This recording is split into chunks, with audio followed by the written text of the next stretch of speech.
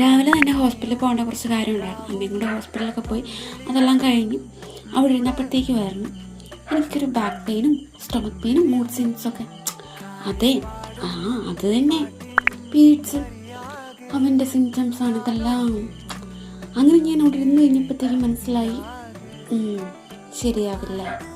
പെട്ടെന്ന് എത്രയും വീട്ടിലേക്ക് എത്തിക്കഴിഞ്ഞപ്പോഴത്തേക്കും എല്ലാം ശുഭമായി. ഓക്കെ, ഇനിയിപ്പോൾ എന്തായാലും എനിക്ക് നിരക്ക് നിൽക്കാൻ പറ്റത്തില്ല. സ്റ്റമക്ക് പെയിൻ, ബാക്ക് പെയിൻ, എനിക്കൊന്നും പറയാത്ത അവസ്ഥയായിരിക്കും. ഇനി 3-4 ദിവസത്തേക്ക് എന്തായാലും പെട്ടെന്ന് തന്നെ ഞാൻ ഫുഡൊക്കെ മേടിച്ച് കഴിച്ച് എങ്ങനെയെങ്കിലും കിടക്കണമെന്ന് വേണ്ടി.